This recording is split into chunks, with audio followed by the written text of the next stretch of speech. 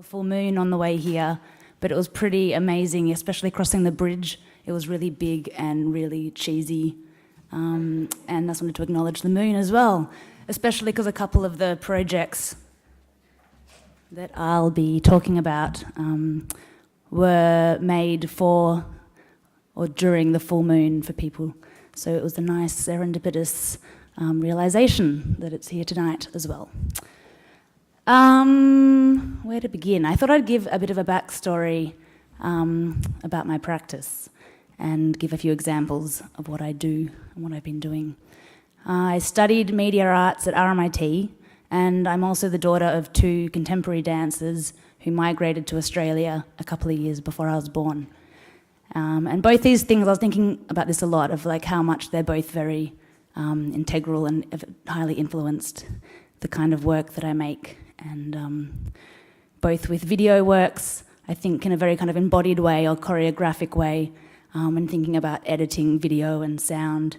And more recently, I've been making more live, participatory and site-responsive works, and very much think about the body in these works, which I'll talk a bit more about when showing the examples. But also the works I'm going to show tonight are works that are mainly participatory works, and this idea of a choreography or an embodiment is something that I want the audience, or invite the audience to directly experience, not just watch. And so that's something that's an ongoing interest and fascination. Over the last 8 years or so, I've been focusing on the connection, or making connections, between the human and the geological world. And this has happened in many different ways with different projects. But essentially it's driven by an awareness and a response to this term, the Anthropocene, which many of you would have heard. For those that haven't, it sort of invites us to look at ourselves within a geological time frame and context because of the impact that humans are having on the planet that we live upon. So I like the term, even though it's, talking about the devastation that's happening mostly in those kind of discussions that we're, on this brink of devastation. There's so much that's going on in the world right now, and that will be happening if we don't drastically change the way that we behave in the world.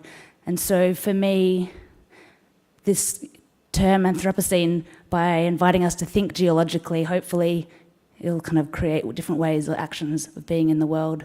So some examples of what I mean when I say how we are geological, connected to the geological world. I sort of often chat to lots of different scientists, different thinkers and experts as part of my research, and sort of use terminology or ideas and sort of try them out in different contexts and with different disciplines or genres. I'm interested in looking at sort of an evolutionary biology that kind of traces our origins back to the Earth, where there was gas and rocks, and that sort of first point of biological life. And also interested in looking at the planet and the sort of geological time frame and scale to give us more context into our everyday experience, and the materiality of our bodies, with the shared minerals that we have within us. I'll just skip along. As well, I've been thinking a lot about this term of how to make the planetary personal. And I guess that's in response to lots of discourse that's been happening around the environment and, how do we create action in the world in response to this? And, it's such an abstract concept. And so how do we kind of bring it back into our bodies and into our own personal experiences, the idea that the planetary isn't something else or the environment is something else, but it's, integral to who we are as beings, and that the body as well as the mind kind of can understand or connect to these concepts as well. So I'm interested in exploring that, all this discussion isn't just about a cerebral understanding, but that the body also has an intelligence that should be brought into the discussion as well. So this is math. I created this through field theory, a commission back in 2015 at Calder Park Raceway, which is around half an hour out of Melbourne on the edge of the suburban sprawl and the freeway there. And it's a site I'd passed many times before, and was really drawn to it for different reasons. One, it's got a very kind of Mad Max post-apocalyptic feel. It's sort of transitioning. It's sort of returning back to the environment into a sort of natural state in a sense. There's lots of abandoned cars and detritus that are sort of going rusty and turning back into rock form, if you will. It's also a site of sort of an anthropogenic geomorphology of this sort of an example of how humans shape the environment and create an environment. So in this instance, it's the massive embankment that is the surrounding the raceway that's there. And the embankment's actually made through, it was used as a waste site. So I believe it's a lot of household building detritus that forms the foundation of this human mound. That sort of is the main site there at the raceway. So for this, it was a one-night event at dusk on a full moon, and we invited around 70 cars that were jam-packed with 300 people for this one-night event. That was part guided walk and part sort of drive-in. And it included, sound was a very big part of it. And for the first part, the cars tuned their radios in to listen to the sound. And then people were invited to go on two sort of choreographed walks around the site with headphones on, which had text and language, my voice sort of poetically and abstractly placing the walk within a certain context, as well as a sound score that I'd created with Marco Schergabard. I guess these three projects that I'm talking about also are examples of me using language, which before this project I didn't really use text or language in my work. It was very much image and bodily, sonic modes. So for me it was sort of quite a daunting thing to do, to kind of be quite literal in one sense and abstract in another, but finding ways that language and naming could add to the experience. For this work as well, as you can see in the title, it says Revolutions for People, Planets and Automobiles. And as part of this process, I chatted to mechanics that worked on site, astrophysicists, a political scientist, amongst others. And through those just informal conversations, kind of grabbing bits of language and terminology that I then, and talking about the work as well, which I then sort of used within the work, trying to find, I guess, comparative use of language or sort of different angles that people came about, different genres or ways of thinking or being in the world, which I kind of used as inspiration for the content. Here's a couple of stills, people walking under the massive pylons. And I guess the term mass as well, I could go into it for a long time, but I'm going to run out of time. In fact, I forgot to press the buttons. I've got no idea how far I'm in. But mass, sort of playing on the idea, I guess I've been interested in looking at, I love the word body, just because it can be used in so many contexts and is a direct relationship to our body, I guess. But for this, car bodies, collective bodies, geological bodies, for me these sort of terms or this language is something that I kind of keep returning to. And so not only thinking about how our body is geological or part of a geological narrative, but also how our bodies are collective and how we operate collectively. And I think in this society where, you know, so much of what we do and operate under is this assumption of the individual and individual identity. And not that that's bad, but how, you know, as well as that, we can also think more often about us as collective bodies. And politically and sort of as well, like how action is created, you know, it's not done by the individual. It's very much, you know, I'm interested in the potential power of collective action. So mass, there was a play on words and had different sort of assumptions and meanings, but also that kind of thing of mass. Actually, it says it in the excerpt, I won't give it away, but on a physics level as well, that all objects have mass, and then the greater the mass, the greater the gravitational pull as well.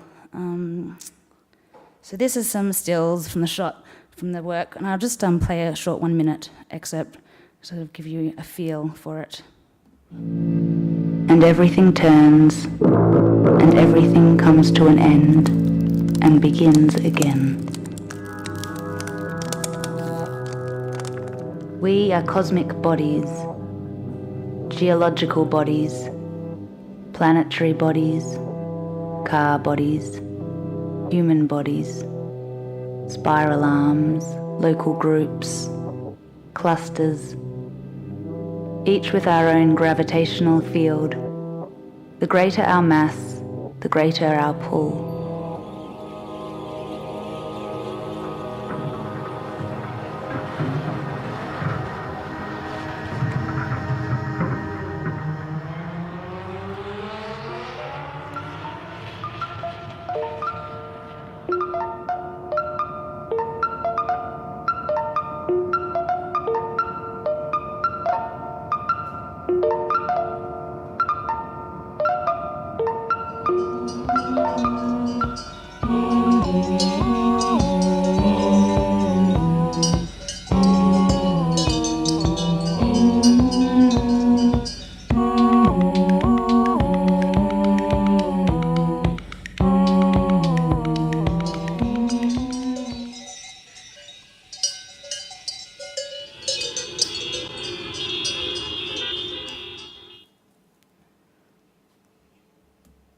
So that reminds me of a few points I didn't say yet about the work. It's funny going back in time, trying to sort of place myself back into that headspace. The work, I guess, as implied there, or maybe not, but the idea as well of mass being a sort of requiem in a sense, or sort of a farewell to an obsolete system, and sort of cars as well being emblemic, sort of this emblem of the fossil fuel industry as well, that was something that I was interested in looking at. And of course everyone had to drive their own cars there, so I guess we're sort of implicit within that, and active agents in this narrative that's unfolding, and wasn't to kind of condemn it, but to sort of to give it its farewell, sort of the final car doing its burnout at the end, and it was sort of like a ceremony farewelling this system to make way for the new system, was sort of a big inspiration for the work.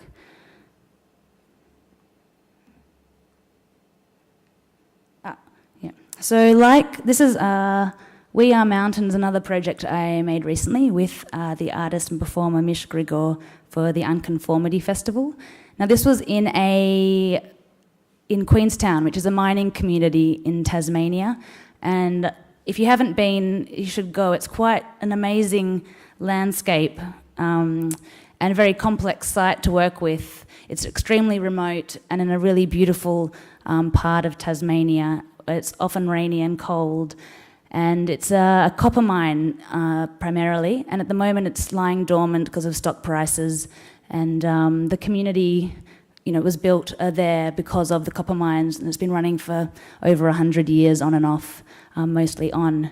And we were invited in to make a work both for the community and also people who were visiting for the festival. So we were really aware of the audience when invited to make a work in response to this site.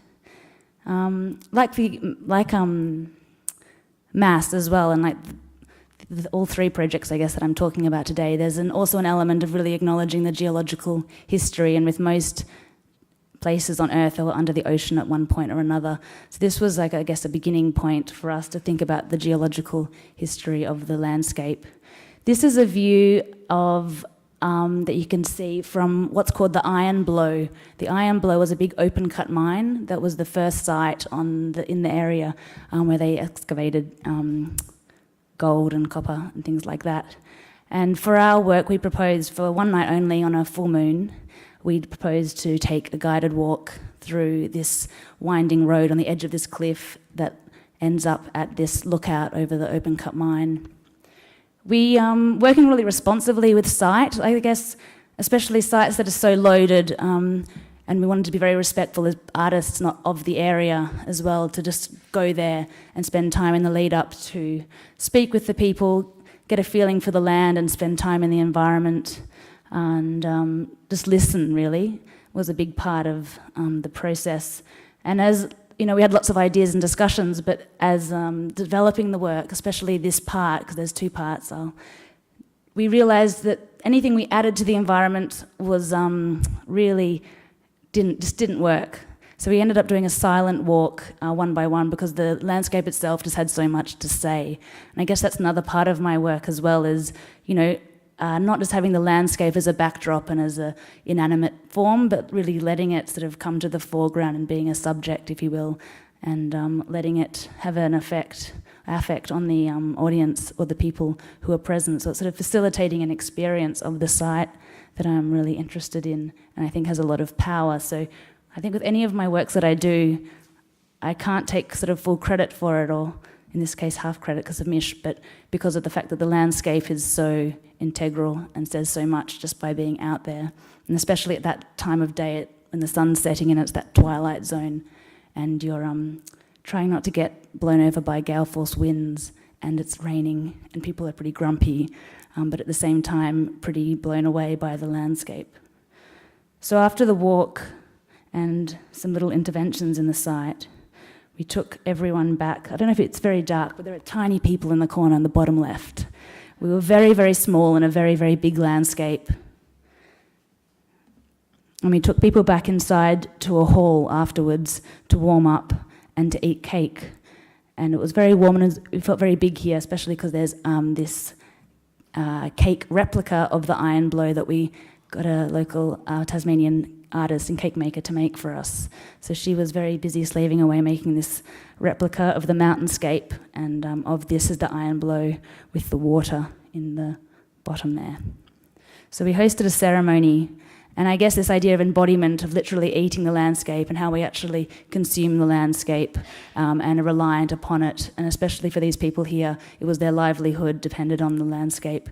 I should say those views of those hills back there as well, they've been totally denuded through the mining industry. They were totally massive, big, luscious forests, but because of the smelting and the pollution, there was acid rain, they all got deforested, all the trees got chopped down, and only now is there starting to be regrowth slowly. So the landscape has been really drastically impacted, and you could really feel that on this night in particular, whereas initially I was blown away by the beauty of it and just like, oh my God, and I love rocks, so I kind of don't mind if there's a big gaping hole or anything, because I love seeing the presence of raw materials. However, I think it really hit home on the event, this sense of like, I didn't just understand it conceptually that this landscape has been devastated. I really got the sense, especially with the gale force winds, that there was like, this landscape is not healthy and not happy. And so anyway, that was a bit of a learning experience for me. But in here, everyone was very happy to be inside, and we had around 50 people, and we facilitated a consuming of the landscape together.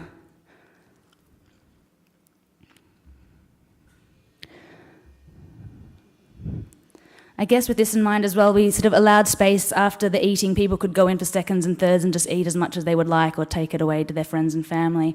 But creating a social space, I guess I'm interested in creating different collective experiences for people, and afterwards people could hang around, and it was sort of a really interesting social dynamic and social space that was created, and I guess, opening up the space for discussions to occur through our invitation. So this is a work I did a couple of weeks ago, and this is the one that David mentioned, treatment flight lines at the Western Treatment Plant, and I was one of 10 artists that were commissioned to make a work in response to the site, and I made a work called the Sedimentary Collective. And again, it was a process of going out to the site a lot and getting a feel for it, and sort of listening in and figuring out what site worked best and what kind of work would work. I chose the biosolid precinct. Now, the biosolid precinct is a really interesting place. I do miss it already. I would love to go back. It is basically where all of our collective waste, they're shit piles essentially, but they're returning back into the earth form. So they're not as contaminated as the raw sewage. It's after the treatment has treated water, it goes back to different places. There are these stockpiles. So this is basically it's around 2 million people. It's like 52% or something of Melbourne's population sewage goes to this plant. So I loved that. I guess with all of these works, my ideas can kind of get quite interconnected and broad, but to try and bring them back to real places and experiences, and using these sites as ways to enter into these broader discussions and ideas. So this place was perfect because it was a very specific example of where we are collectively contributing. That's our collective bodies making these hills, and we are returning back into geological form. Like, it's this perfect point where we can kind of see ourselves, if you want to call our waste part of us, and it's sort of this question of where does the system end, where do we end? And even though, as well as sort of these are stockpiled as well because of the heavy metals in the runoff from the water, and they're not too sure, they were a bit ambiguous when I asked them about where the heavy metals come from. But the heavy metals and other contaminants are in the hills, which is why they're stockpiled and not used. But otherwise, they are very high in other nutrients good for growing, like phosphate or phosphorus and nitrogen and things like that.